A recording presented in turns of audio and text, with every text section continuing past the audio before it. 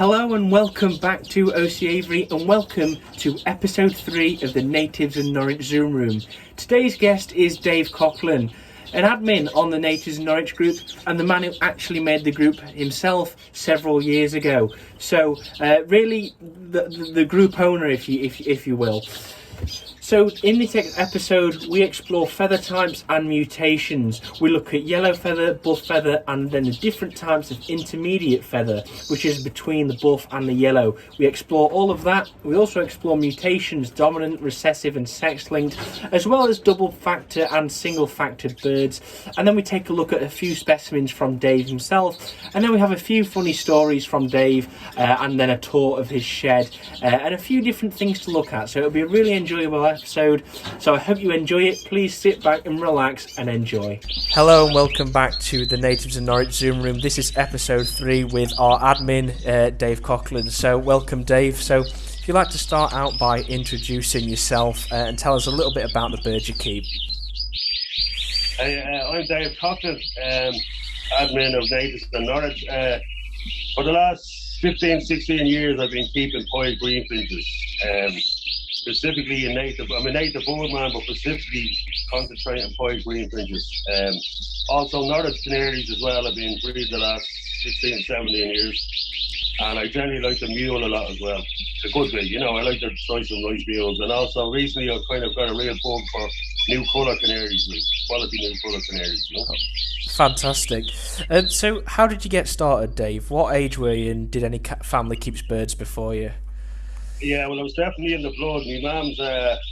My mum's brothers kept boards in inner city Dublin. One of our brothers moved to England actually when he was a young man to work, and he had really good boards over there in the UK, and some of my father's family kept them as well. And so I was definitely in the blood. But where I grew up in Dublin, it was like the second biggest working class area of Dublin, and right at the edge of my estate, there was just miles and miles of fields, and rivers, and beautiful countryside, and there was every type of finch and just nature in general, So a lot of the guys in the area all kept native boards, and a friend of my father's, I went to your man's house with my father one day because they were involved with football, and I seen these native boards out his Avery out the back, and I couldn't believe these goldfinches with red faces were actually native boards. So that was the bug. That's how it started. So he gave me a couple of boards to start, a pair of goldfinches, and then I used to go to board market from about 5 or 6 years of age myself with my friends.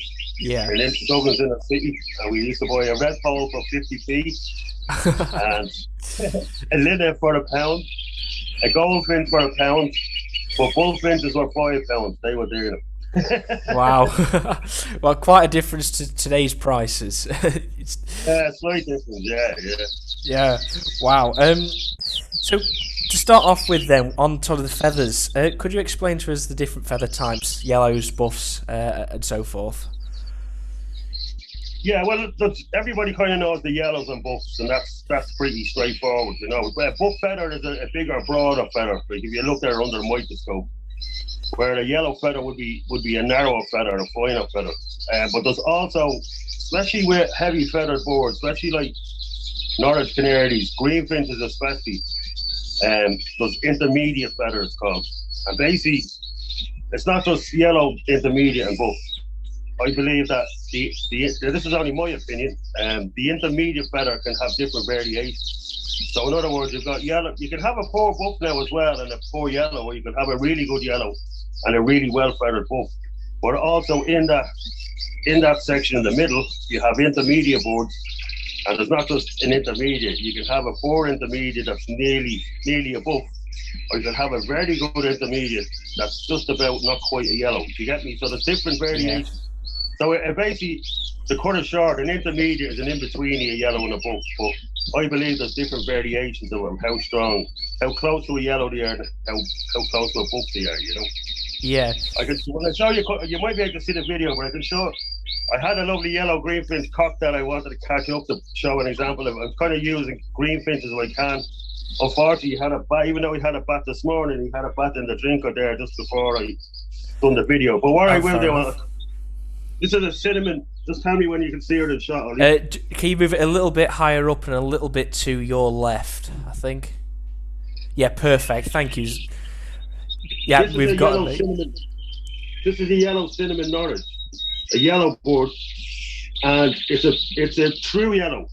If you can still see the board, it's a true yellow. And how you know it's a true yellow is there's no frosting on the board. Normally Norwich hens would have bits of frosting on the neck, on the back. This hen has no frosting whatsoever. Fantastic. You can see she's yellow right through the tips of the feather. Now, when we come to mutations in a while, I've explained that a lot to do with that is because she's a cinnamon board as well. But in general, that's trying to give you an example of a good yellow with no frosting. She would be an ideal board for muling with, because with a lot of Norwich mules, if you get frosting, they can kind of look intermediate. Well, we'll get to that in a minute. But that's an example of a good yellow board. Fantastic. Now I'm going to show you a greeny cock. Now I just hope you can show us in the video. Can you see the video? Yeah, just a little bit up and to your left. Intermediate feather to me now. It's half yellow and half buff. In between it, you get me. And I would say it's a prime example of a sort of a typical intermediate. Now some guys would sell you that board saying it's a yellow, especially in greenies, but it's not a yellow. It's an intermediate. And if the other guy didn't have a wash in the drinker, I could show you him and you would see the difference. You know what I mean? Like, yeah. So now we've yellow. Now I'm going to show you this mule. This is a brown Siskin mule. Oh, brilliant. Could you move up a little bit more, Dave? Yep. Up more, yeah. Can you see him? Yes, excellent. Thank you. So this board, to probably most men, they'd say, oh, that's a yellow board, all right, that's a yellow board. This particular board is a very, very good intermediate. And I could really only show you if the board was in my hand. Even though he looks like a yellow to all intents and purposes, there's very few fine little buff tippings on some of the feathers. So that's what I mean about variations of intermediate. This particular board I would consider a very good intermediate. It's not quite a yellow, but it's very close. Fantastic. You see how I was explaining it's not just black and white, there's variations in there, you know? Yeah. So there's 3 examples of a good yellow, a typical intermediate, and a very good intermediate. And we kind of all know what buffs are. If we had I don't think I even have a buff greeny cock here, but if you had a buff greeny cock, he'd look pretty grey, you know what I mean? Yeah. So as I said, you have yellow buff and then variations of intermediate in between them, you know? Yeah, that's excellent. Just on with the intermediates then, how would you suggest pairing them? So usually you would go a yellow bird to a buff bird. How would you pair an intermediate? Well, I'd say at the moment an awful lot of green finches are being paired that way. They're being paired like intermediate to buff. Whether it's intentionally or unintentionally, you could also pair an intermediate to a yellow, and you would get very good coloured boards. So you'd get yellows and you get good coloured intermediates, basically. If you pair an intermediate to a buff, then you're going to get buffs and good coloured buffs. Is basically the simplest way of saying it. So like they have their uses an awful lot. I know it's used an awful lot in budgies. Like you see some of the show budgies that are monsters, like compared to your typical budgie. And similar to the greenies, look at the size of our greenies now in so many years of being captive bred, like compared to the wild greenies. It's all to do with the feather, like, you know. And probably a lot of typical pairings at the moment would be intermediate to buff to keep that kind of broad size and the pipe in them, you know. Yeah, that's excellent. To me, yellow is still very important in greenies, like, and it's very hard to get good yellows, you know. I was lucky 2 years ago to get a really good yellow off there in Bond in the UK, and when you get a board like that, it's you know, because it's hard to get. As I said, a lot of guys will say, there's 2 pairs, a yellow cock, a buff hen, take a pick. And they're not yellow cocks or whatever. They might think they're yellow cocks, but they're probably just good intermediates, you know. So when you get a true yellow, look after them and do your best with them, you know. Yeah, that's. So you can go intermediate to buff or intermediate to yellow. Do you know what I mean? You compare them to either. Like, you know?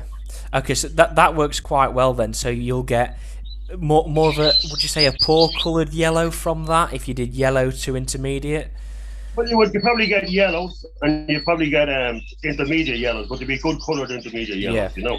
Okay. When you go the other way, then you put the intermediate to the buff. You'll only get buffs and poor intermediates if you get them. Right, okay, understand. So could you tell us a bit about feather types, the hard feather and the soft feather, and differences? Well, basically, again, if you're not sure about a board by looking at it, what it is, sometimes if you can feel a board, if you get used to feeling boards, sometimes if you handle them, You can actually feel the feather. Like that particular cock that I was just showing you there, if you can kind of get a feeling with him, his feathers are soft, but they're not overly soft. Where if I had a big buff, double buff greenie here, his feathers would, they just feel like cotton wool in your hand, basically. And then if you have a yellow board, the feather feels real. You feel it tight to the body, and if you go against the grain of the feather, it falls back into place real quick, if you get me. Yeah, I understand. The yellow feather being a long, hard feather, not so much long, but a narrower feather, a finer feather. And then the buff, it's actually a true buff. The feathers just like down, and then obviously in between it's a sort of a mixture of both, Yeah, that's brilliant. It's an important thing to try and learn if you want to sort of improve your boards, especially with type boards. You have to kind of learn how to understand it with type boards, because like boards you're trying to keep type in, your little Irish fancy lads and all your little small razzles. It's a lot easier because if I kept them, I do an awful lot of double yellowing because you want to keep them to the diminutive, and then pair those back into buffs. But with the bigger sort of typey boards, it's kind of important to learn about the feather and the difference in it, Absolutely. Well, that's some great information. Thank you. So, do you colour feed any of the yellows, the buffs, the intermediates differently? No, I don't. Like at the end of the day, carophil and things like that, I think it's designed to, that a certain amount gets into the liver. And I used to kind of think if I fed an unusual mule, I'll only give him half the dose of orange, or I'll give him, but I generally find that you can burn a board now very easy if you overdo it. But if you just do all your boards at a stated dose, that's the best way to go. You know what I mean? Really. Both intermediate yellows, I just colour feed them all the same with the correct dose. I wouldn't do anything different really. Okay. You have to burn a buff now. If you spread a buff mule, if you're hard enough to burn it, but you can burn a yellow very, very easy. Good board, you can ruin it. So all the same, but it's three better for you, really. Yeah. So we spoke about pairings. Is there any other particular pairings to improve the quality of the birds? I don't know, hard feather to soft feather, or well, cinnamon is a very important. Cinnamon is a very, very important thing, a good tool to use in a stud of any boards really, whether it's canaries or greenies. Cinnamon sort of refines feather that puts a lovely gloss on the feather, So if you say you have some intermediates and buffs and you still think your feathers too, it's just lacking a bit of gloss and a bit of. If you can bring in some decent cinnamon blood, and what you have to be careful now, we talk about mutations in a minute and what way to pair them and stuff. But cinnamon can really, enhance the feather on a board. It's one little tool you can use once you keep track of where it's going. It doesn't get into a stud and go in a hidden form. It could ruin a stud. But if you find some of your boards are lacking a bit of gloss, I would advise cinnamon. I've got to show you a cinnamon coiled cock here. You can see him. Yes, excellent. You see him, Yeah, we've got him. Yep. Yeah. Hop across. Yeah, there we are. That particular board, both of his parents, one was an intermediate and one was a buff, but they were both in it from my cinnamon line. But as you can see, he's a buff board, but he doesn't look down on colour, and that's because the cinnamon feather has highlighted it. It's sort of accented the colour in him. Like he's a buff board, but he's a good coloured buff.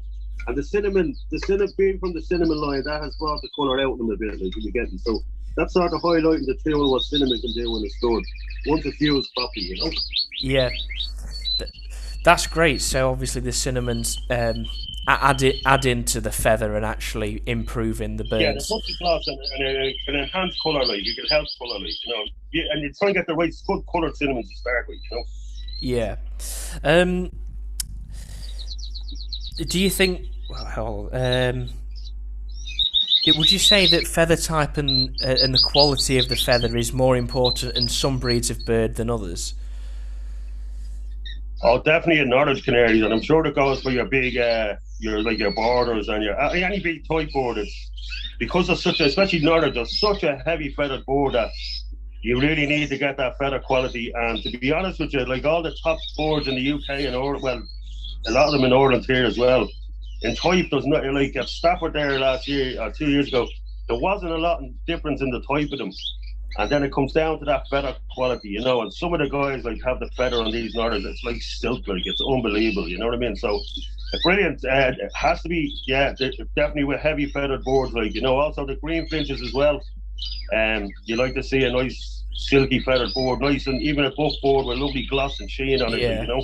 So definitely with big boards, feather quality is all important, you know. You could breed the biggest, typiest greenies or Norwich in the world, but you could have coarse looking feather or rugged feather, and they're not much use really, you know. So definitely the Norwich Canaries and the greenies, yeah, feather quality, yeah, as well as type. It's a constant battle. It's type, feather, and gloss on the feather, you know. Feather quality, Yeah. definitely. So very important, yeah. Definitely. Could you, a bit onto the genetic side, could you explain quickly just the difference between the dominant, the sex-linked, and the recessive mutations? Yes. Well, this is sex-linked here. I just done a little, I don't know if you can see that. Yes, It's got you. sex-linked recessive, but we just call it sex-linked, okay?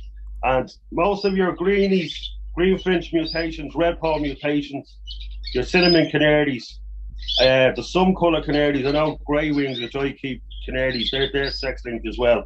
Basically, if you're starting out with mutations, just print off the cinnamon chart.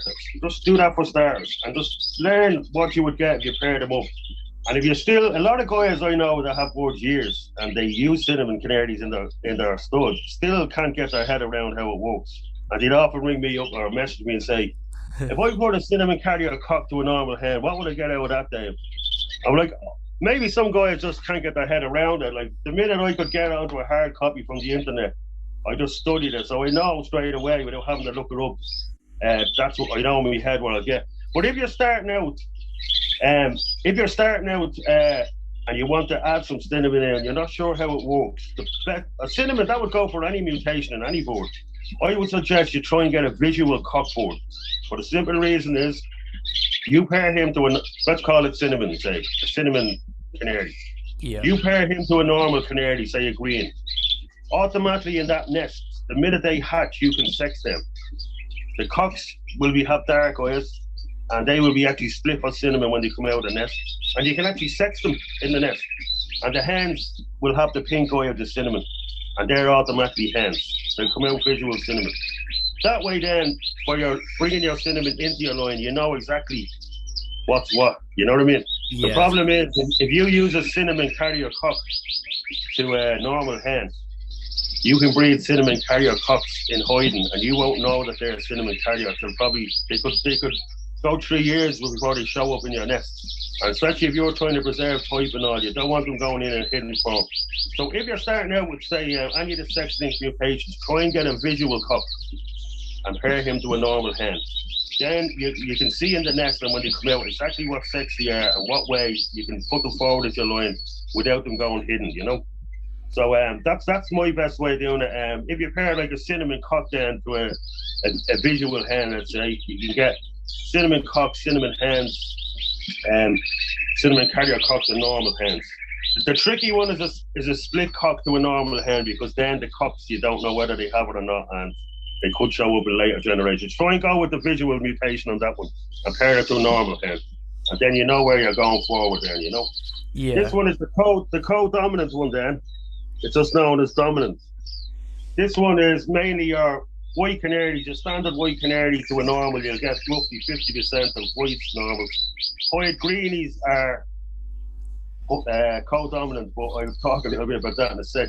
Cobalt red paw is another dominant mutation. So you could have a visual cobalt to a normal, and you'll get roughly 50-50. Pastel siskins. And then I'm not big on Siberian finches, but I know the yellow one is a dominant one as well.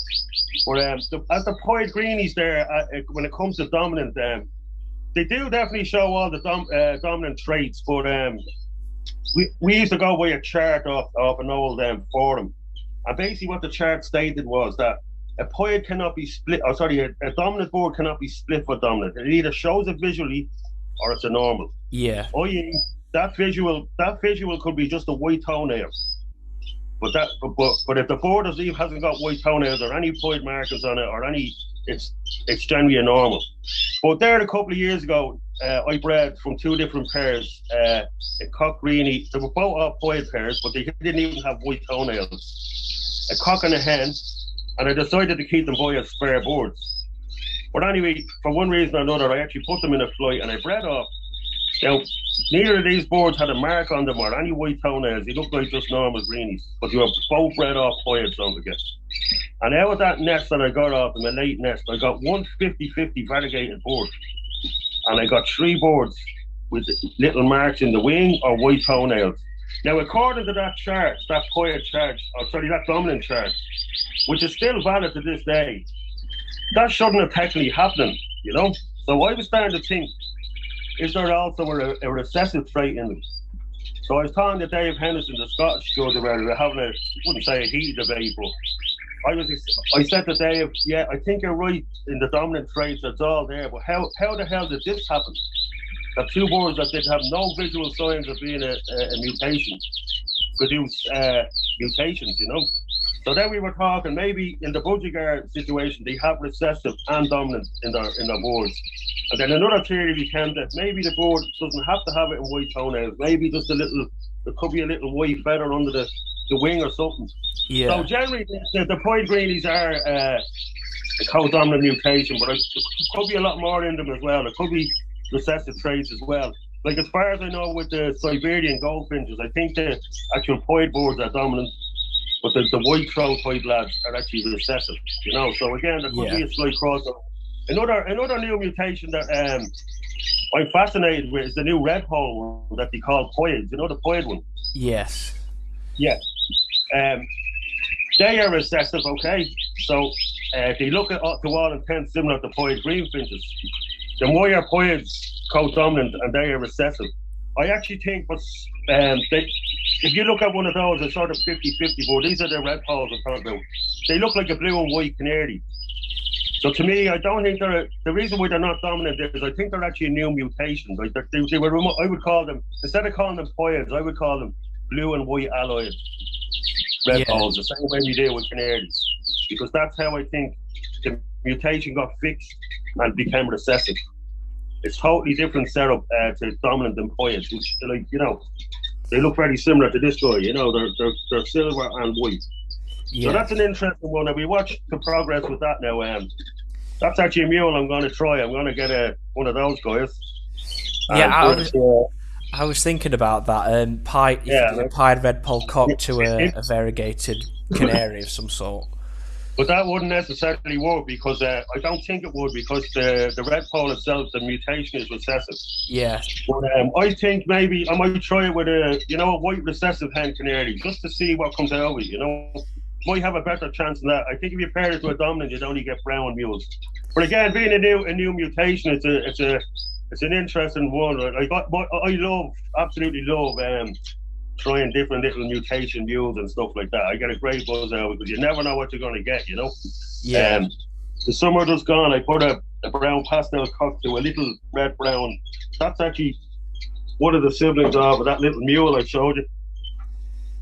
But I bred another one, and my God, it was one of the most unusual mules I ever bred. It was a kind of it was a yellow board and had a brown melanoid feather, where it had all these little silver flecks all over its back and had kind of pastel. Oh, it was unbelievable. Unfortunately, it didn't make it. It just started molting and it died just suddenly. But I love the fact that you can get little interest in, you know, the great thing about natives is you've got your goalies, siskins, red poles, crossbills, bullies, all the variety, right? But then you've also the mutations.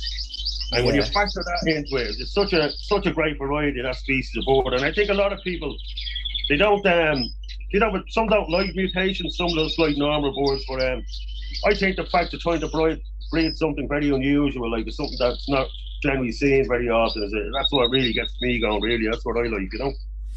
So we've done co-dominant. What's the next one? This is autosomal recessive, but we just call it recessive, okay? And the thing about recessive is it's a bit different to the cinnamon sex link, like the cinnamon with the sex link. Recessive, like both boards have to be at least split to produce a visual. Yeah. You know, so you could have a split board and a split board, and it could produce a visual board. But if only one board is split to a normal that's not split, you won't produce it. So if you got in, say for instance, you got in one of these, I call them blue and white red poles, and you wanted to get it into your normals, you know. If you pair him to one of your normals, all the young from that will be split. Doesn't just have to come from a cock. You can put a normal cock red pole to a hen blue and white red pole, and all those young will be split.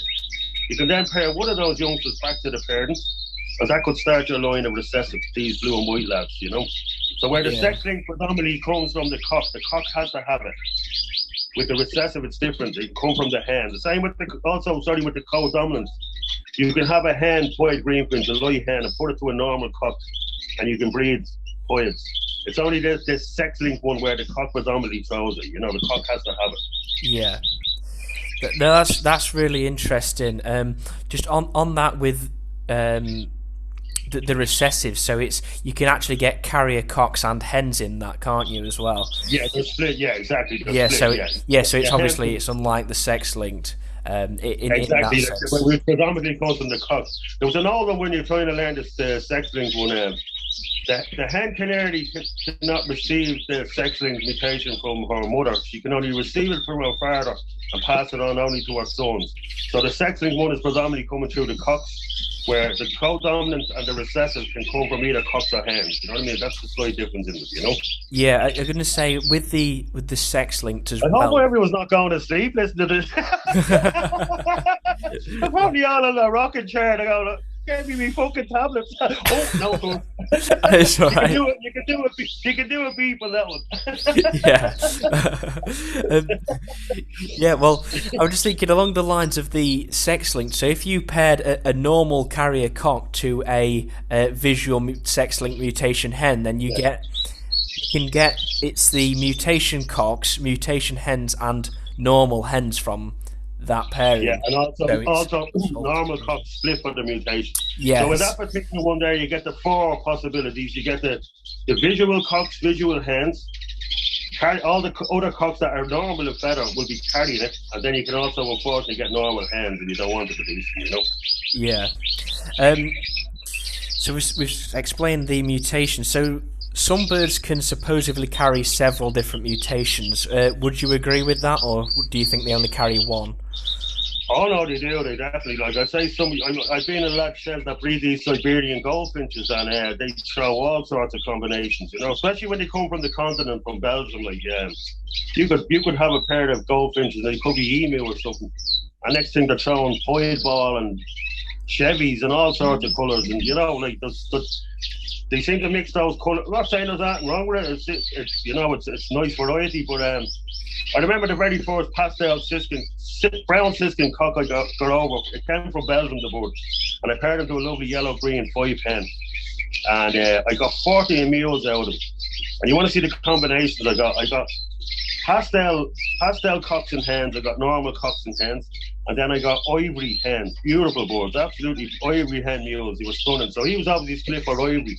But like it's same if you get siskins out of Belgium or whatever, Holland, they could be split for all sorts of things as well, different mutations. So it's not necessarily a bad thing.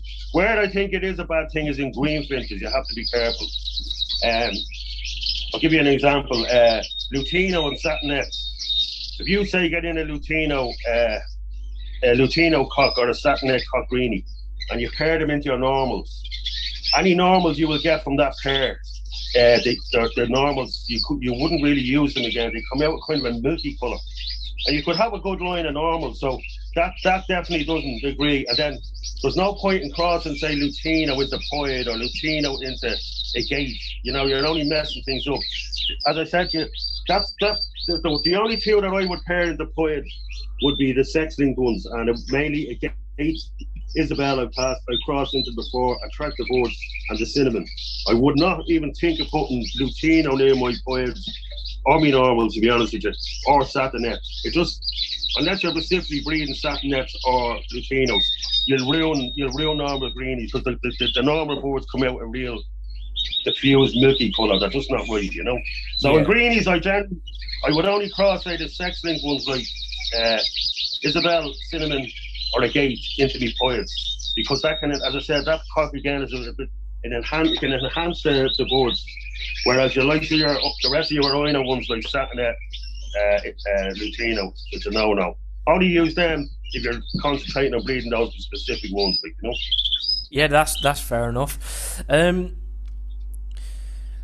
So we've spoke about now the different mutations. So I noticed a few years ago you actually wrote about double and single factor in pied greenfinches. Where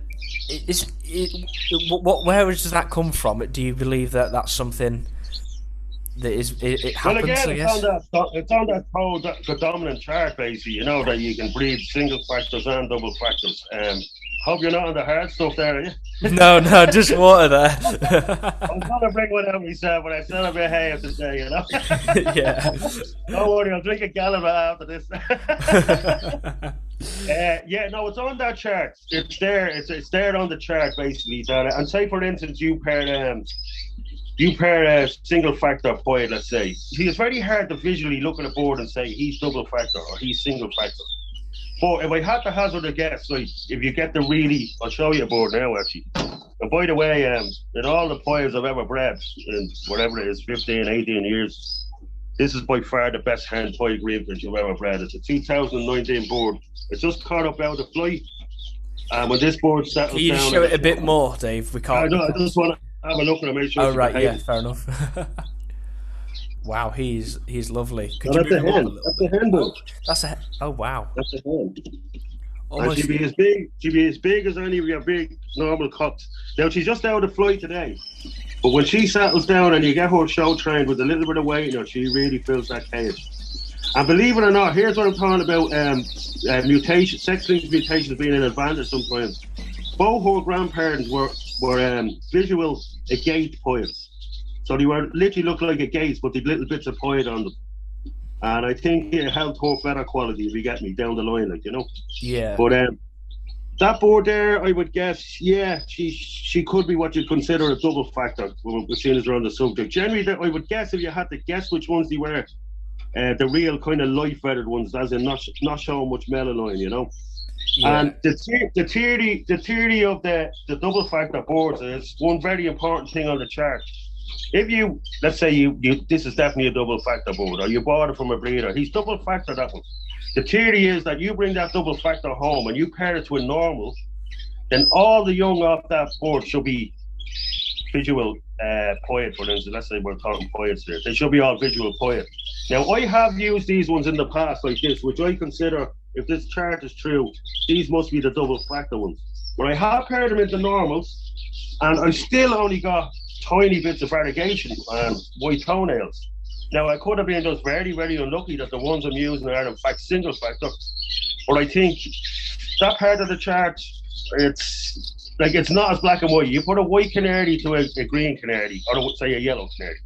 Yeah. You get 50% white, you get 50% yellow.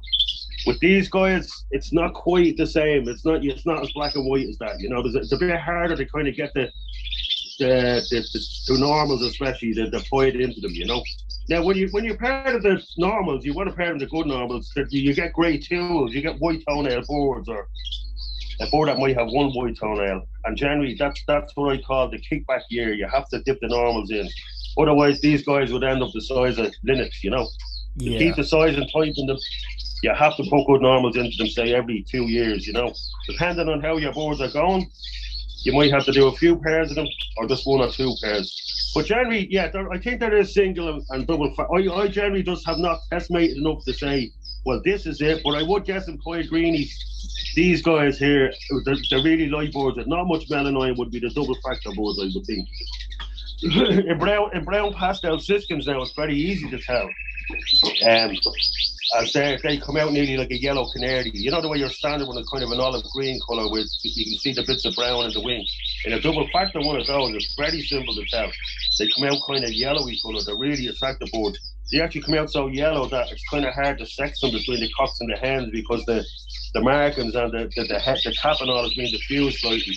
So yeah, I think there is single factor and double factor, and you can't really visually tell unless you test mate it and you keep careful records, you know. Yeah, that's excellent. Thank you. What's your favourite mutation that you've ever seen or that you've ever owned? That's a tough one. I didn't really get that any thought. I think Eddie Wells and Richard Lawson have lovely gate green finches, really big typey boards, and also their the foil greenies. I think they're very unusual. The kind of thing I really like, you know. Yeah. So things like that. Some of the Siberian goldfinches, the mutations and the Memos and all, and the satinets and the browns and all, with the brown ones with the chev. I think some of them mutation goldies are amazing, basically, you know. But generally, I like all mutation boards once they're good quality, basically. You know what I mean? My personal favourite would be that I owned. It was a mule, actually, a cinnamon redpoll mule. He was actually an unbelievably beautiful board, like, and they're very hard to breed because you get little deformities with redpoll mules. Like I bred one here 2 years ago, an Isabel redpoll mule, and I went to ring it at 7 days old, and it had no lower mandible, it had no lower beak. Yeah.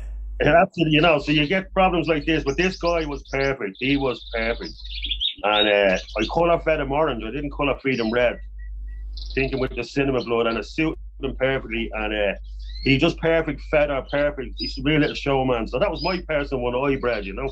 That little mule I was telling you about earlier, the brown one with the little specks of silver and pastel on them. That was would have been a really beautiful one. That now, unfortunately, didn't make it through the mold. The year I bred the cinnamon redpoll mule, I bred that from a really beautiful yellow cinnamon five hen that a friend of mine was breeding really good fights at the time. So the following year, I decided to get a better cinnamon redpoll with better colours, and I did. And I got one boarded egg, and what did it turn out to be? A yellow cock, and this one was even better. So I got in from work one day, and I seen blood on the ground. He was out there getting his leg caught between the cage front and the drinker. So I get him away as a pet. Like, I never obviously kept him, like, you know. But that would have been my personal favourite. And as I said, I like Wells and Lawson's greenies. All the Siberian goldies, absolutely beautiful. They're stunners, like, you know. Yeah, there's so many different mutations in the Siberian goldies. I need to have a further look, because there is so many. I don't think I've seen all of them. It's like the new colours. The Continentals seem to be making new mutations every week with them. Also, another one I like in the book, the Siberian bullfinches, is the pastel variety. The brown pastel and the yellow brown pastel, they are really attractive. They're very nice, like, you know. I'm not a fan of the white ones now, really, the white bullies, but the brown pastel series, both lovely, the yellows and the reds, like, you know. Yeah, I like the yellow brown pastel Siberians. They're lovely. I might get one of those in the shed as a little pet, just as a little pet, you know? Yeah, go for it, Dave. Several years ago as well, you owned a mutation bullfinch cock. What mutation do you think he was? I cannot answer that question because I do not know. I've never seen anything like that board. It was really unusual, you know. I sold an Norwich cock to a guy a few miles away, and he had bred 4 bullfinches off a native pair, and they had come through the moult. I was up with him in the end of October, and 3 of them just like, there was 2 cocks and a hen, just looked like normal bullies, but one of them just, he said to me, he wasn't in bullies long, he said to me, what the hell is this one after coming out like?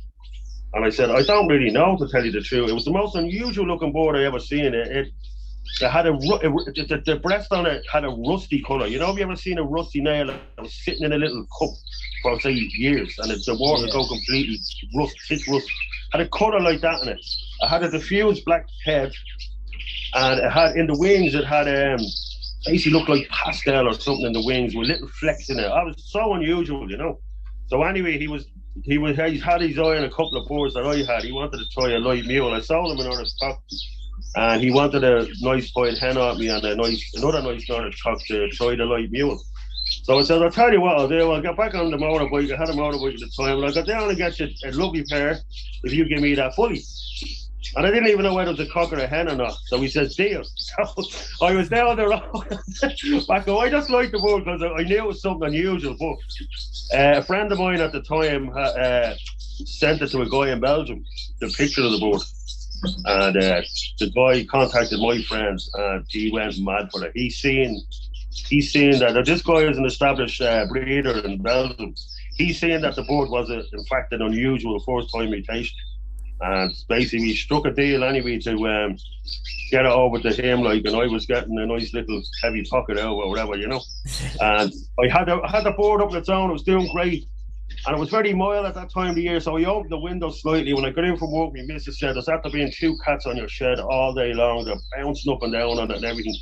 And when I went out, I walked in and I looked up and I couldn't see the board. It was after the cats were after giving it a fright and it banged its face off the thing. But it was a very unusual board, I never seen the likes of it again.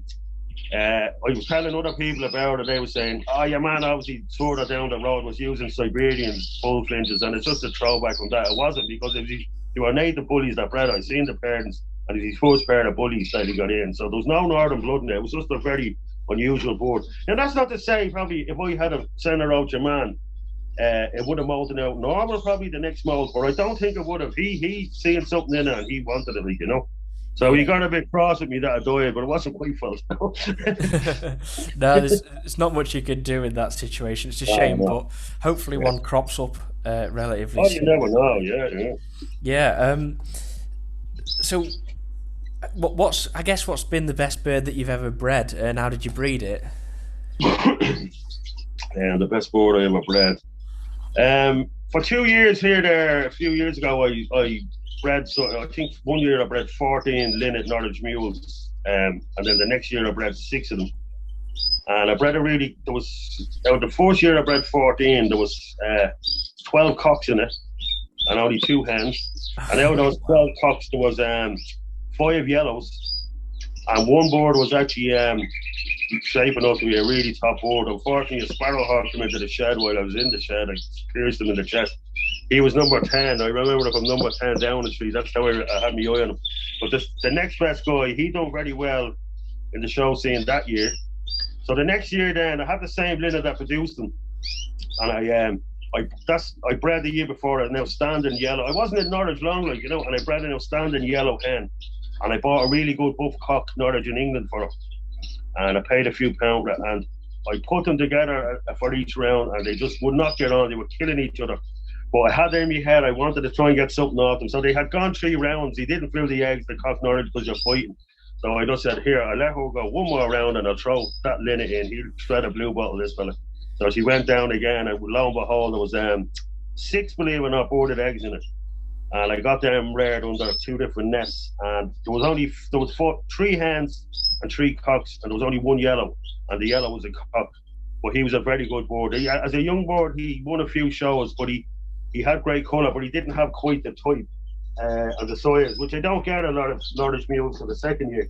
But then in his second year, he really bulked out, and he got a liking for the greenfinch mix he did, like, you know. And he really, one thing about any kind of linnet mule, whether it's a small one or a big one, they can be a little bit jumpy like the linnet. But this guy was a real showman. He worked the cages. So I'd say he's probably the best bird I've ever bred. As I said, from a pied greenfinch, man, you don't see hens much better than that. Like that, it's very hard to produce a hen like that. You know, as I said, if that was now steadied up, it's only out of flight. It hasn't been out in a cage at all this year, and that's steadied up and presented well. It really fills that showcase. So she's really light as well. In colour, so that should be a nice one. And I've bred some nice cock pieds over the years, some nice cock Norwich as well, and I always try. I don't show boards. I haven't showed boards in 5 or 6 years, but I try and breed me boards up to a show standard. Yeah. Right away, I got a knock on the head next week and said, I'm showing boards again. They'd have a bit of a chance, like, you know what I mean? Yeah. So you're actually going to start showing again then? Yeah, I do plan to soon. I stopped about 6 years ago. I have 3 young kids. I work full time, and then I took me special needs brother then when my mum died for 3 years. So you don't just grab boards and put them in cages, you know. And when I did show, I was a real perfectionist. I had to have them. I'd have to have a board drop its flights at Halloween or something. I'd be there you go again. I'd be kicking them blinded and so like there's a lot of work into getting. If you're going to show a good board, you want to give it the best chance and present it right, you know. And it takes time, you know that. And as I said, with the kids, the kids are a bit bigger now, and my brother got a residential place, and so I will start again soon enough, you know. No, that's fair enough. Didn't you show was it a pied greenfinch cock, pied greenfinch mule cock at Stafford 2019? I did indeed. Yeah, he's still here. He is. Yeah, I got offered a few bob for him recently, but I'm actually trying him with a pied greenfinch hen, believe it or not. Yeah, we'll see that later on in the video. Later on of that, yeah. And as I said in the video, if you don't try these things, you never know. Yeah, exactly. I think a lot of mules have been used in the production of certain mutations in natives and possibly in canaries as well.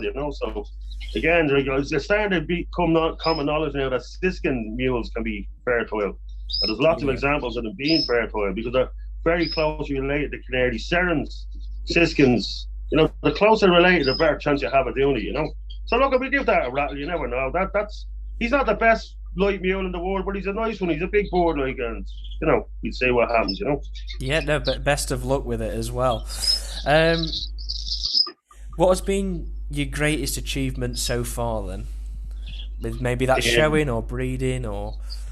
Well, the year I showed that mule in Stafford, it was 7 hen pied greenfinches. I bred 70 points, which is a return of 10 hens. It's phenomenal amount of boards. They really bred well. And the reason I did that, I wouldn't normally breed that many of them because being a working man, it takes a lot of looking after them. But I lost my job that year, so I actually had the breeding season off. I didn't get a new job so I had the whole breeding season off. And I said, you know what? It's nice to be able to let your boards breed right through, where you don't have to get to a certain number and go, oh, here, this is too much. You're gonna get out and walk and blah blah blah. So I let them breed. That was a good year. I bred some nice mules and some lovely Norwich as well that year. And from the show scene point of view, I have 2 real highlights. I got the best Norwich in Arklow show here in Ireland, which is the specialist Norwich show. And it was a great achievement now for me because I think I was only 2 or 3 years as a champion. And there's a really good partnership here called the Kinahan Brothers, and they compete with any of the big guns in England. So it was a real buzz to beat them, And I think the year before that same show, I got the best native board in the show with a goldfinch cock. But the real big achievement for me was that Linna mule I was telling you about just recently there. He won the best mule or hybrid award at the all native show here in Dublin. That's the kind of fantastic. That's the World Cup of showing in this country if you're a native board man, Yeah. And to get any kind of award in it, but to get that award, I was really thrilled with that. Now that was probably the best achievement to date, Yeah, that's excellent, especially from it being with Norwich and natives as well. Oh yeah. Well, I mean, there's only 2 types of mules if you're showing, and the smaller little canaries like your razzes are great for your miniatures, But if you're showing big mules, it has to be a Norwich, unfortunately, and not just any old dirt Norwich. You have to have good Norwich, like produces like, don't forget, Yeah. If you pair up all your Norwich and you're left with this one with a big twist on its neck or gutter lines, a big fault, and say, you know what, I'll mule with that one because I wouldn't put it in to be straight Norwich. That mule is only going to have the fault of the Norwich. It's going to have the gutter line or the twist here. So you have to use good ones. You can't just use any dirt, the sort of way. So yeah, and they're not a cheap board to buy in, as you know. So you're better off breeding your own Norwich. If you're going to go into muling with Norwich, get in a couple of pairs. Don't worry about muling for a couple of years and breed your own boards. And once them boards are bred in you, especially the hens, they breed a lot better for it. If you go to a guy and you say, look, can you sell me 4 yellows? I want 2 cocks, 2 hens for muling. They mightn't breed for you great that 4 years in general. But if you try and breed them straight and breed your own hens is critical in trying to breed the mules with Norwich and the cocks. Once they know your shed, you have a good chance, Yeah, no, that's great. Before Facebook came along, a lot of people used to call you the Pied Man or the King of Pieds. I presume that was through the Greenfinches. I think that was true, Mike Finch, that one. I can smell him all over that one. No, they just called me the Pied Man and an old Fordham and his stuff, you know what I mean? So, yeah. I remember I seen me first Pieds in Ireland here. I think could have been Jeff Hume or one of the. I'm going back 18 years ago, or maybe Alan Britton that showed a few over here at the All Native, and I was just blown away with them. I just thought you were amazed. The feather quality on them and the variegation, the colour. So I got in touch with Jeff Hume and I chased him for a couple of years, and eventually I got some boards. We went over to Holyhead, me and a friend of mine, and I think I brought back 5 cocks and 3 hens, I think it was. And that was the foundation of my line. My line now would be predominantly Richard Lawson in the UK, because I did sell all my pies there when I knocked my head with the Goulans, which they're going to ask me. So I had to start back again. So my line would be predominantly Richards now, Yeah. Or so Richard, as I call him. Yeah, so actually, onto that, you went through a mad one a few years ago, got rid of all your birds, and decided to go into Gouldians What happened? Why did you I do that? literally was walking out of the shed and I slipped and cracked my head, and that's all. It was. You don't know when you say people have midlife crisis. That was definitely my one. I had two of them here, and I just had them. My daughter liked them, and I just had them in little cages. And I used to sit here some nights looking at them, going, "They just a beautiful bird." And I just must have banged my head in the shed. I just decided I'm just going to have a shed full of them, and I sold all me. What was it, like 12, 13 years of working to me Norwich and me Point Greenies, and I sold everything, me show mules, a lot, me show cages, me native show cages, and I just started getting them in, and I got really good ones in from Holland and stuff, big boards, but I was thinking as well, a winter or breeding season might suit me, because you can do more stuff outdoors then, you're not tied to the shed. But I was out here on Christmas Day, I'll never forget it, and I think I had 5 or 6 hens on chicks. And I was in a pair of shorts and a pair of flip-flops, about -4 outside, and the heat had to be on for them, and I was in here in a vest top and shorts and flip-flops, and I was thinking to myself, this is not right, this is all wrong. The shed was like a sauna, But anyway, I went to Christmas night, I rang those 5 nests. They were all hatched at the same time, and when I came out the next day and I looked in the box, they were at their band in the 5 nests, and I just went, this is not for me. Boom, the whole lot for sale. The guy met me the next day, the whole lot gone. But then I had no boards in the shed. It was a weird experience. Since I was about 5-year-old, I didn't actually own a board. And I was sat down one day and I was thinking, if I don't get the finger out quick here and get boards back in, you could very easily get into a kind of a habit of, you're not missing that routine of feeding them in the evening. So I got my finger out and went around, I got boards and stuff like that. But I wasn't long building them back up, in fairness. Within 3 years, I had a stood in Norwich and Point Greenfish is going again. It didn't take me long. Lots of Harry Redknapp situations, like dodgy dealing and wheeling and dealing and phone calls at 2 in the morning. But we got there, Yeah, no, I mean, fair enough. I've been there with the Australian finches, exotic finches, and it doesn't suit me. It's cold in the winter outside, and you've got to have it really warm, and it just doesn't. Yeah. So I really do like the Goulans now. Say if I ever got a bigger house and I had extra rooms or something, I'd probably try them in a bedroom, without heat on. They are a beautiful board, but as I said, I had my midlife crisis, and that's not my system, No, fair enough. Mac Finch mentioned this earlier. What's one of the funniest things you've ever seen at a show? I was selling one year. I bred two blue Siskin mules in the same nest, and one was a yellow and one was a buff when they came out. So I said I'd keep the yellow for showing. So I had the yellow blue board in the show. So on the Sunday morning, when you bring up a few boards and you're selling them, I said I'll sell the buff one. So I had it in the boot of my car, And a guy came along and he says to me, "Is that your blue Siskin mule?" I says, "It is." And he says to me, "Is it a cock or a hen?" And I said, "Oh, that's a cock," I says, And this other guy, I won't mention his name, always has something to say. One of the type, smart ass type fella, Yeah. He's standing near me, here, Wigan. And he comes over and he goes, "Dave," he says, "I don't think that's a cock Siskin mule," he says. And I says, "And why is that now?" And he says, "Because it doesn't really have a cap, And I goes, but he doesn't wear his cap on a Sunday." Wow. He told me to tell that joke. Yeah, that's right, Prince for you. Fantastic. That's great. Was there any more stories, funny things at shows? Another man came up to me in a show with car park. The car park was show before, and he wasn't a board man. He just seen all the crowds and he came in. But he was admiring some of the mules I had and that, and he was asking questions. And I said, "Are you getting into boards yourself?" "Oh no, I'm just fascinated, So the man obviously thought that it was like pigeons. You let them out and they come back and they're homers, And he says to me, "Do you let those guys out for a fly and they come back to your shed and all that?" And he goes, "Oh yeah, see all them in the boot." I said, "I let them out. I live in Kildare," I said, which is the next county down. "I let them all out this morning before I drove up here, and I just opened the cage and they all flew in, and everybody just fell around." And I felt a bit bad on the man there because he knew I was taking the mick out, but it was funny, all right, Another time at one of the shows, I won about 7 rosette specials. And when I got into the hall on the Sunday, all my specials were gone. They were taken. And to be honest with you, when I showed boards, it was nice if you got a win, but if I didn't, it didn't bother me, A lot of guys take it too seriously, but me and a friend of mine as well, he won 5 specials and his were all taken off the cage, and the two of us just looked at each other and just fell around laughing, like, because what could you do about it? You know what I mean? Like, we didn't even report it to stewards or whatever, you know. But that was a funny situation, you know. There was a 7 and 12 rosettes gone missing, like, off the cages, you know. Kind of thinking of that now offhand as well. There's probably more in there that just not coming to me at the minute, you know. No, fair enough. We're coming to the end of this interview before we go to the rest of the video.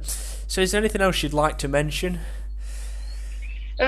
Just as I said, if you have the type boards like your greenies, your Norwich, your big canaries, you know, try and feel your boards and try and learn about feather and keep records of what way, what's thrown, what colour wise, feather wise, and stuff like that.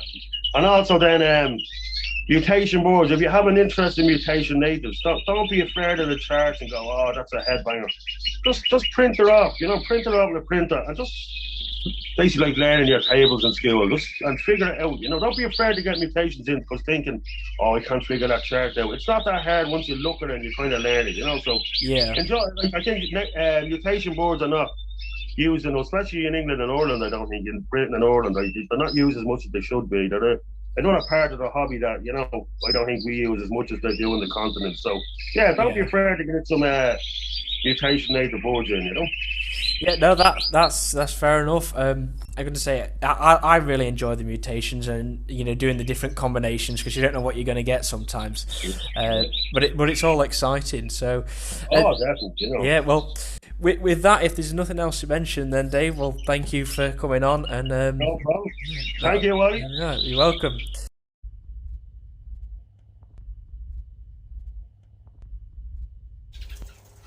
Now I'm just going to do a little video on my setup. My setup is not particularly big, as I bought my house at the start of the boom in Dublin, so I didn't get a particularly big back garden. So for any novices starting out, you don't need to have huge aviaries and huge setups. Like, you do see some setups on YouTube and on the Facebook groups, and they're massive big setups, you know, with multiple flights and hundreds of cages, which is practically a full-time job. You don't have to have a huge setup that breed boards in a decent number. My shed is only 10 by 16, and I do everything in that. That's natives, Norwich, mules, new colour canaries. What I would advise is when you're planning to buy a shed, if, say, for instance, your shed is 10 by 8, get a cardboard cereal box and measure with a ruler 10 inches by 8 inches and cut it out. Then you can plan where you put your door in the centre, windows, cages, flights, and take your time and do it until it's right. And then when you have the plan made up of where you want your doors, your windows, and so forth, you're maximising the space when you do get the shed erected. And if you just send that in the post to the shed company, they will build the sheds, whether it's timber or metal, to spec. That's what I done with this shed. My previous setup, I had a smaller shed and outdoor flights, which I bred some brilliant native boards in. But unfortunately, the more people moved in this area with cats, the cats were literally having a disco on the flights at night. So I decided to knock the whole lot and do it all indoors now. That's everything. Shortly I'll do a little video of the way I had the shed set up. As I said, don't jump in with both feet and build massive flights and all. Start at a medium size, and if it turns out that you need more room, you can always extend at a later date. The boards I keep are predominantly Norwich canaries and natives, and mainly pied greenfinches, but I do keep some mule and pairs as well. When a lot of people start out, they tend to get a pair of goldfinches, a pair of red poles, a pair of greenfinches, and so forth. And that's lovely variety. But if you start showing boards, or you want to breed your boards up to a good spec, a good exhibition spec, you're really better off concentrating on one or two types, unless you have a huge setup, and concentrate on getting that bloodline correctly. That's what I do. I really concentrate on the pied greenfinches and normal greenfinches. Again, don't overdo it. Don't have too many pairs starting off, and leave yourself room to expand at a later date. You don't want to start into a new hobby and realise, oh geez, this is meant to be fun. There's too much work in this. 80% of your time will be cleaning, painting cages, general maintenance. You spend very little time actually enjoying the hobby, but when it comes to the end of the molt and you breed a couple of good boards, that's when all the enjoyment rushes into one. If you're doing any muling, I would suggest that you, which I'll show in the video now in a minute, the minute your boards are finished to molt, the particular pair of boards that you want to produce a mule or hybrid with, get them in. I sometimes even put them together before they're finished the molt. And that way you're giving yourself the best chance. And try and use young boards if you're trying mules and hybrids. It'll give you, because all they know is the young board that they're with. They're not on a flighted board, they've never seen another board of their own species. And that gives you a chance as well. A general rundown of how I keep boards during the year. At this time of the year, it's time to be, you should be well conditioned your boards, but not over condition them. If you want them to come into form naturally with natural daylight.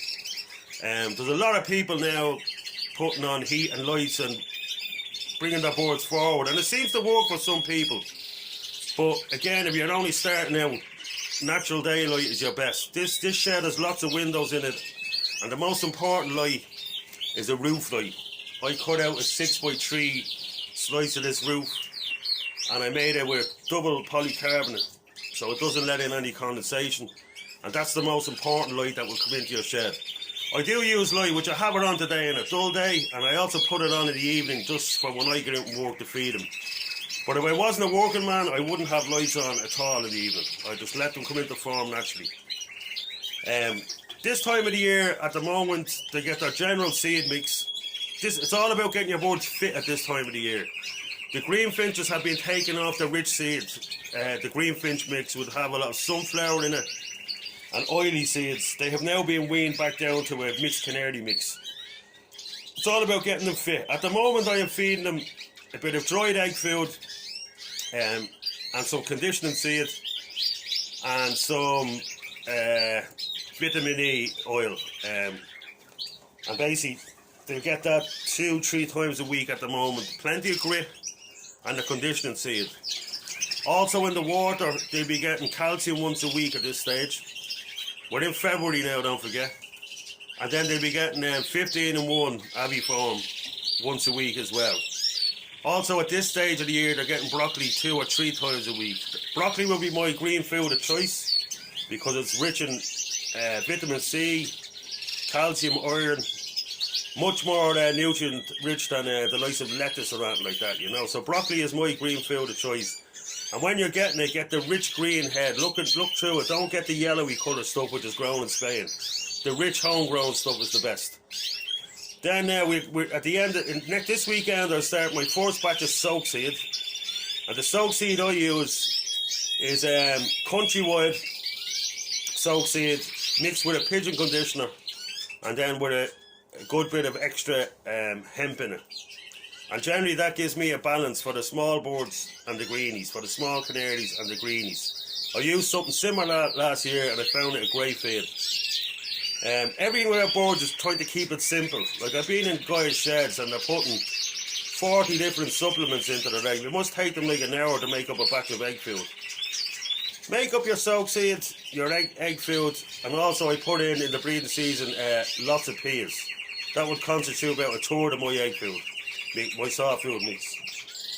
Then start getting the soak seed for the rest of this month mixed in with the egg food, and I'll start giving them the peas, a small few peas in the mix. That'll start increasing in about a week or so to 3 times a week, and by the end of this month they will be getting a small bit of soak seed, egg food and peas every day. At that stage then I will take the small canaries out of the flights and I will take around from them. I'll take them down at about the last week of March and I'll probably let them go down about the start of March. The Norwich canaries then will take a month longer to come into breeding condition. At this stage your Norwich should be able to burn a lot of the weight off themselves, like whether they're in flights or flight cages, but they need to be fit before you start breeding, and they also take a month later than your small canaries. So by taking a round off the small canaries, it means then by the time they have them reared, I can have the Norwich in sync with them for the second round. And if the Norwich, please God, our eggs are boarded, I can float them under the colour canaries. The greenfinches then, again, they will be getting their soak seed at the end of the month. When the new colour canaries come in from the flight, the greenies will be paired up in their each individual flights. At the moment, the cocks and hens are kept separate, which they have been since well before Christmas. Basically, you're giving your boards that have chicks that same feeding mix all through the breeding season. Any boards that are in between rounds will get it every day as well in a smaller quantity. And you'll keep that going right through the breeding season and right through the molt. And I stopped giving them the soft food then at about the end of September, start of October. If I have any dry egg food left over, I'll give them a little bit of that for another week or two. But then they're mainly still getting some greens and so just their seed and their calcium. And their multivits, very important through the mold as well, and the calcium supplement. Then when we go into November, the diet gets much plainer altogether. You know, you're just giving your seed, your calcium, your multivit, but in less quantities. Once a week will do. The broccoli goes down to once or twice a week. Then as we go into December and January, I like to give them a real plain diet. They just get their seed, the grit does be topped up. They might get a small bit of broccoli once a week. I don't give them any multivitamins or calcium over the winter. Basically what you're trying to do, you're trying to mimic what's happening in the wild. Like December, January in the wild, our native finches are struggling to find food. There's very little out there. And any food left at that stage will be just ripe, it'll be a hard seed. So you don't need any soak seed or egg food or anything like that. Again, January, December, very, very plain. Then when you come into the start of, say, the last week of January, up the conditioned seed to once a week, up the broccoli to once a week, and you slowly start again. Then you come round again to March, and everything is just a gradual condition. So that by the time your boards come to March, April for breeding, they're getting your soak seed every day. Over the winter then, I do give a couple of things that are natural, probably once a week. Not multivits or calcium. They'll be just simple little things, and I'll show you them here. Once a week I'll give this. It's apple cider vinegar. And you'll see there with the mother, or of the mother. You shake it there, it gets cloudy. So what I do, I put 10 ml of that into a 2 litre milk carton. And I get a big clove of raw garlic, and I just smash it with my fist and throw it in. The apple cider vinegar will preserve the garlic, and then they're getting the garlic into their bloodstream and the apple cider vinegar. Once a week maybe, or once every 2 weeks, just as something to give them. Then I'll also give them this the odd time, once every week, every 2 weeks. It's just oregano herb basically made into a juice. Again, about 10 ml of 2 litre of water. It's a natural product. It's not going to do any harm to them. Might do a lot of benefit, but it's something to give them over the winter. And then the odd time I might use some of this. It's just a pH controller, it's called. It just drops the pH. My water is very hard where I live. It comes out of tap at about 8 pH. This will drop it down a bit. As will the apple cider vinegar and garlic. There's an old myth going around that certain bacteria thrive in a higher pH in the board's gut. If that's true, I don't know whether it's true, but these products would help. It's just something to give them over the winter. I stop using these now by the end of January, as the cider being an acid, it will kill any calcium that you're trying to build up in the board. So these are just a couple of little winter things. When it comes to the breeding season, as the weather gets warmer, the biggest killer in our hobby, I think, is the mite. And any fella that says he doesn't get them is an absolute liar. I've been in the cleanest of board rooms, and you think mite wouldn't live in it. They're chemically clean, and you still get mite. Where you have boards, you'll get mite. And the bigger the boards, like Norwich canaries, Yorkie canaries, borders, big feathered greenfinches, the more you'll have them. You don't get them as much with smaller little boards like Raz's or Irish Fancy, but you will get them, and all you have to do is try and keep on top of them. So these are the products I use. This is Frontline Spot On, and I just put it in a little dropper, and I'll give it to them about 3 or 4 times a year. Some people say that's a bit much, but I do it. And where I put it, some people put it on the rump, but where I put it is just up here inside the shoulder of the bird. I put a drop on each wing, because you find with heavy feather birds like Norwich, it's hard to blow through all that feather. Where every bird up here, just on the inside of the shoulder, has a bare bit of skin, and I find that the easy, and that's where I put it. So I give them that 4 times a year. This one is called Vermin X. There was another product out a few years ago that was very similar to this, but it was a bit stronger. When I open this here, I can kind of get like a real chemically hospital smell out of it. The other stuff years ago, I can't remember the name of it offhand, but it was like, it smelled like white spirits. And the idea of this is, you put a couple of drops in your shed at night. In my shed I put about 8 drops. If you had a smaller shed, about 4 to 6 drops. If you had a shed bigger than this, you'd probably go 10 drops. But what you do is you shut off all the vents in the windows, and this releases into the atmosphere, and any living mite, it will kill them. It'll also kill spiders and any kind of insect. You'll come in the next day and there'll be spiders on the ground. The older product, I think they took it off the market because people were going around, they were putting far too much in, and it was poisoning the birds and killing them. All these products are great. Well, they're great as you have to use them, but you can overdo it with them as well. Don't overdo it. I do this about once a month, so 12 times a year. It's just 8 drops in the corner of your shed for the 16 by 10 shed. Less for the smaller one, more for the bigger one. Shut the windows and vents, and again, that will work. I've been using this product now since I started on board. It's called Poultry Shield. Now, a lot of guys have switched over to Clear, Checkmate, whatever it's called, or similar products. I put 1 part of this to 5 parts water in a sprayer, and I get a turbo sprayer that they use for plants. And I go in between all the edges of the cages once a week, and in between the edges, all the timber on the flights, because they will be everywhere. You might see the paneling over my head here, the PVC paneling on the roof. They could be in behind that, and you don't know it. So you just have to be vigilant with them, unfortunately, and use these products as best you can.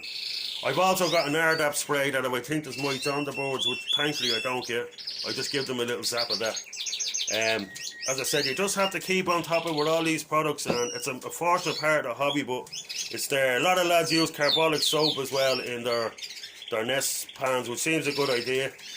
Also, in your standard canary nest pan, what I do is at the back part of the pan where it goes onto the wall, I put a bit of duct tape and I wrap it around both sides. And if any mite could travel through the night up from the back of the cages around, they try and come in, they stick to the sellotape before they can get onto the nest.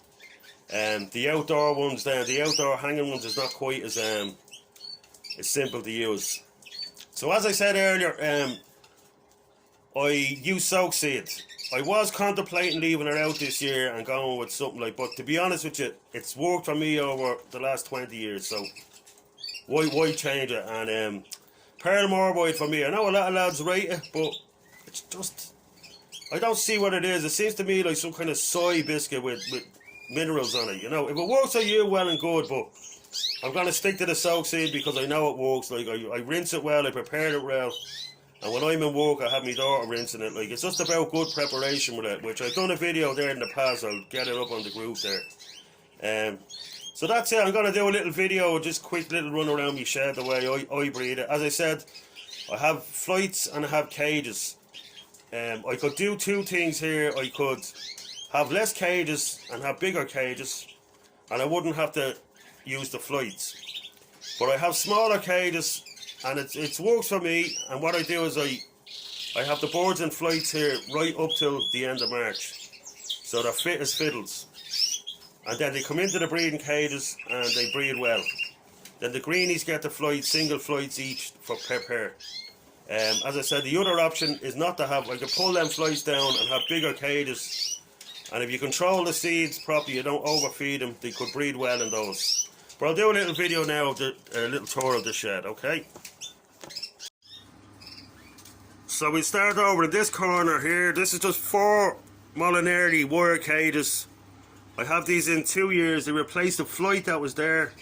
I would have liked them a foot longer, but they wouldn't fit. But these ones here, I'm found them fairly successful. I bred straight greenies in them and greenfinch mules. And I'll just show you the pairs here that's in them. So up here you have normal greeny hen and yellow Norwich cock. In this one here, you have white Norwich cock by intensive feathered yellow normal greeny hen. And what I'm trying to achieve here is I'm trying to get a blue greeny cock mule, which I haven't really seen any of them even on the internet, so it'll be something different to look at. But he's a very nice Norwich cock, a young board, both young boards. The hen is not a monster, but she's a good yellow feathered board. Then down here is a Czech dominant siskin to a white 5 hen. See, can we get something nice from them?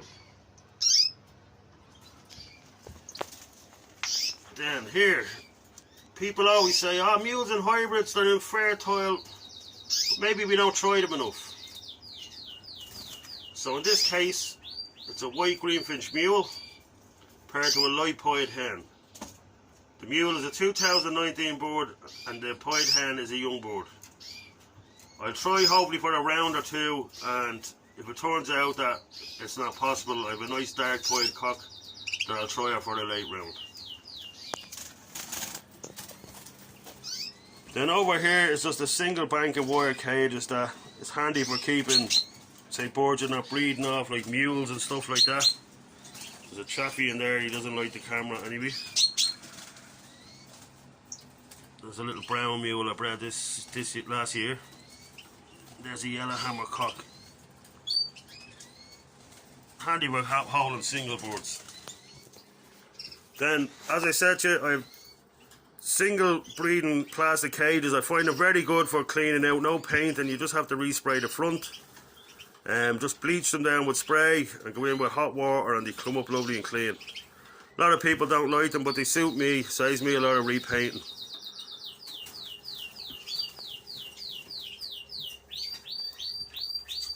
As you can see, the great thing about these is they're very lightweight and you can make them into any kind of shape you want, all in one long strip, like a block of Lego basically.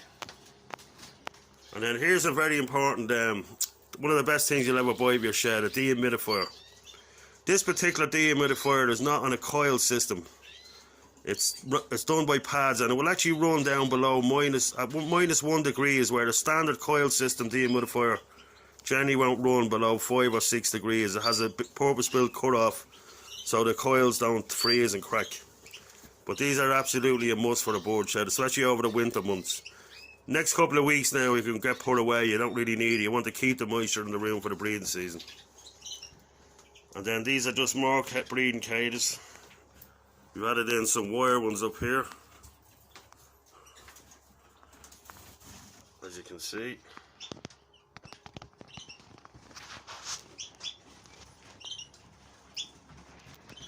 Now this cage here, generally I put the Norwich in something like this. It's 2 feet high and it's 8 feet long. And see what you do, you put the water up high to get them working. You have to get them up them high perches to get the weight off them.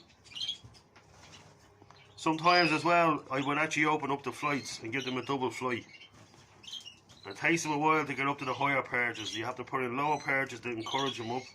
But by the time the end of March comes, they're actually getting around the flight pretty well for a big lazy board. But this cage here is perfect. You can see the higher perches there. It gets them up moving for the water. This then I usually use for the young Norwich canaries to hold them in it. Over to the flights then. I've 6 flights here. They're 2.5 feet wide by 3.5 feet deep by 8.5 feet high. When a board flies vertically, like from the ground up, it uses way more muscle than it does flying 8 feet in a lengthways. So that's why I have these. They're ideal for one pair of greenies. And when the first round, say greenies come out, there's plenty of room for them to get around and let the hen and the cock get back on with it. Each pair of greenies will just get 1 flight each. In here there's some hen greenies here. And in here, number 2 is some cockleenies. In here then is some coloured canary cockboards. A lot of these are from Avian World in Dublin. He's bringing in some beautiful boards from across Europe, basically, from the top breeders. Absolutely smashing quality boards that he's bringing in. Over here then we have some new colour hens. Again, all fit as fiddles. These have been all overwintered in these flights. They're all paired up. I know exactly what's going with what. Here's more hens as well now.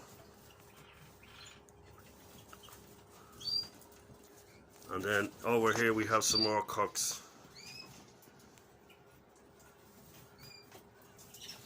So as you can see, it's not a particularly big setup, but if you plan it out right, you can make the most of the space and breed some good birds. Anyway, nice to talk to you. So that brings us to the end of episode 3 of the Natives in Norwich Zoom Room with Dave Coughlan. So I'd like to say thank you to Dave firstly for showing us around his shed and taking time out of his day to tell us all about feathers and mutations and so many different things which you've obviously just watched. Now I'd also like to say thank you to Avian World Dublin for sponsoring the group. So the link to Avian World Dublin's website and their Facebook page will be in the link below. So if you have enjoyed this video, please make sure you hit the subscribe button, and that'll show me that you want to see more of this content, and so you get to follow along with every single episode of the Zoom Room, as well as all the videos that I make on a weekly basis. If you have enjoyed this video, please leave us a like, and that'll show me that you have enjoyed it and you would like to see more, and really just shows Dave that it's very much appreciated that he came on the show. Hit the notification button, that'll notify you every single time I upload a new episode of the Zoom Room, as well as any new episodes and videos that I make myself. And then finally, please make sure you share this with someone who would be interested in this, as well as the feather types and mutations we explore. So thank you very much for watching, and I'll see you in the next one.